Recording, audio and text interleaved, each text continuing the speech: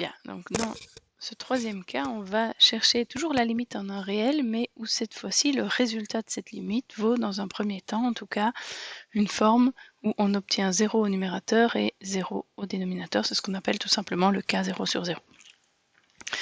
Les étapes sont les mêmes, c'est-à-dire première étape, calculer la condition d'existence. Donc ici, x carré moins 1 différent de 0, on a affaire à du second degré, donc x est différent de plus ou moins 1. Et la deuxième étape consiste à remplacer x par 1 dans la fonction, donc ça va faire 2 fois 1 moins 5 fois 1 plus 3, ça fait 0, sur 1 au carré moins 1, soit 1 moins 1, qui est égal à 0 aussi. Ça, c'est ce qu'on appelle communément une forme indéterminée. On met encore bien souvent entre parenthèses et FI pour indiquer cette fameuse forme indéterminée. Alors, ces formes indéterminées 0 sur 0, elles vont toujours se résoudre de la même manière, c'est-à-dire qu'il va falloir lever l'indétermination en factorisant le numérateur et le dénominateur afin de révéler le facteur qui va annuler simultanément le numérateur et le dénominateur, le simplifier, c'est-à-dire finalement l'enlever de notre équation, de notre problème, et recommencer le calcul de limite pour obtenir éventuellement un réel. Dans ce cas-là, on a un point creux, on se ramène au cas numéro 2,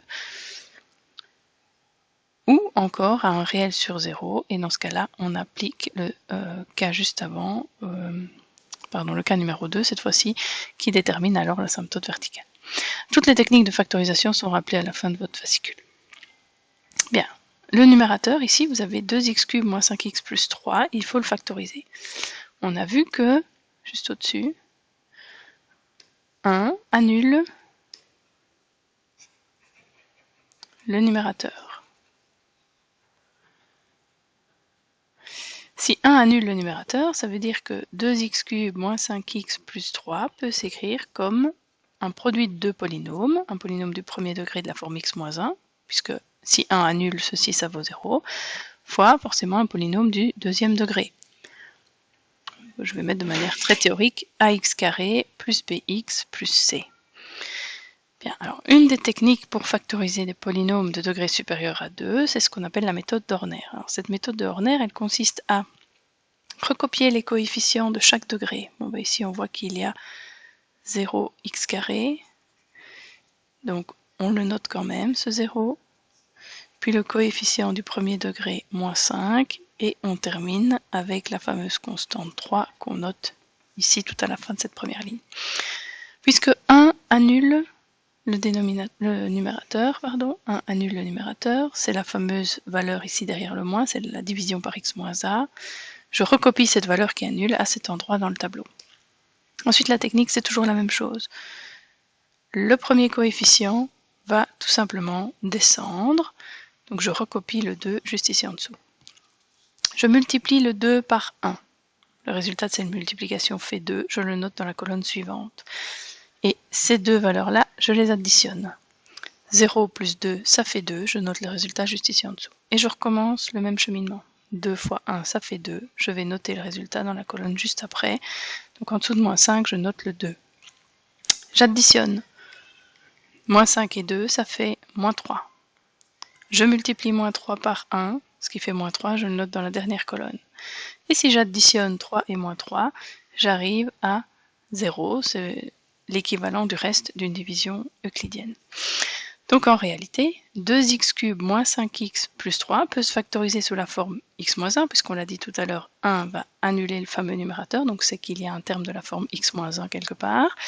Et j'ai un polynôme de la forme ax carré plus bx plus c, puisque du deuxième degré fois du premier degré, ça donne bien du troisième degré. Alors comment trouver les coefficients? Si je dois avoir du 2x³ alors que j'ai déjà du x, il me faut du 2x carré. En réalité, le 2x carré, je vais le trouver ici. La dernière ligne, c'est en réalité les coefficients du terme du degré juste en dessous. Donc puisqu'on avait de degré 3 ici, on va trouver tous les coefficients d'un polynôme de degré 2. Donc 2x carré plus 2x moins 3. Et c'est ce que je vais venir renoter ici. Donc ceci, ce n'est rien d'autre que ce polynôme-là. Donc je peux écrire que 2x³ moins 5x plus 3 se factorise sous la forme x moins 1 fois 2x carré plus 2x moins 3. Alors, pour pouvoir effectuer notre simplification et faire notre calcul de limite, il faut factoriser le numérateur et le dénominateur. Alors, Le dénominateur, ici, c'est un petit peu plus simple, puisqu'on a un polynôme du deuxième degré qui n'est autre qu'une différence de 2 carrés. X carré moins 1, c'est le fameux produit remarquable, x moins 1 fois x plus 1, voilà, la différence de 2 carrés. Tout ce qu'on vient de faire nous permet alors de réécrire le calcul de la limite. Rappelons-nous, on devait faire en réalité la limite pour x tendant vers 1 de 2x cube moins 5x moins ou plus 3 sur x carré moins 1. Et on a vu que notre numérateur pouvait se réécrire comme x moins 1 fois 2x carré plus 2x moins 3 et le dénominateur comme x moins 1 fois x plus 1. Donc les fameux facteurs x moins 1 peuvent se simplifier. C'est les deux facteurs qui engendraient notre fameux problème de 0 sur 0, puisqu'on a pu montrer qu'aussi bien le numérateur que le dénominateur s'annulait en 0. Donc notre fonction là, elle peut se réécrire comme une fonction équivalente qui n'est autre que 2x carré plus 2x moins 3 sur x plus 1. Maintenant que j'ai une fonction plus simple qui n'est plus censée s'annuler en 0 puisque j'ai éliminé le facteur problématique de la forme x moins 1, je recommence mon calcul de limite en remplaçant à nouveau x par 1.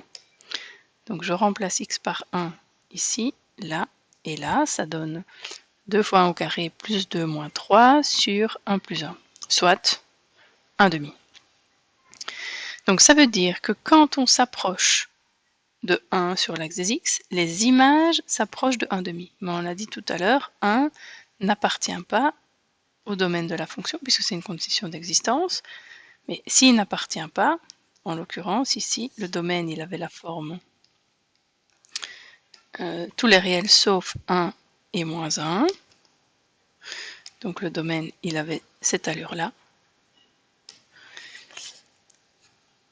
Eh bien, on constate que 1, même s'il n'appartient pas au domaine, je peux m'en approcher autant que je veux par la droite et par la gauche. Donc en fait, 1 appartient à l'adhérence.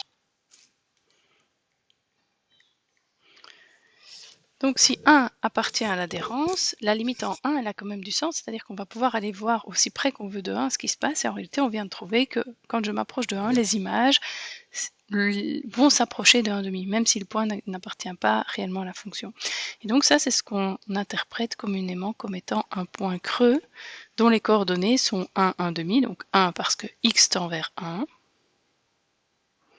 et 1,5 parce que c'est le résultat qu'on a trouvé lorsqu'on a recalculé cette limite avec notre fonction simplifiée. Alors on verra plus tard dans d'autres exemples qu'on n'arrivera pas toujours à un réel quand on a fini de calculer la limite et qu'on se retrouve à refaire le cas numéro 2, puisqu'en fait on va retomber à nouveau sur quelque chose du type un réel sur 0, et donc là ça cacherait plutôt une asymptote verticale à la place d'un point creux. Mais dans l'exemple qui nous intéresse, le graphique ressemble en réalité à ceci, et donc l'esquisse que vous pouvez faire, c'est que voilà, on constate que autour de 1, les images s'approchent de 1,5, même si on a en réalité un point creux en 1, 1,5.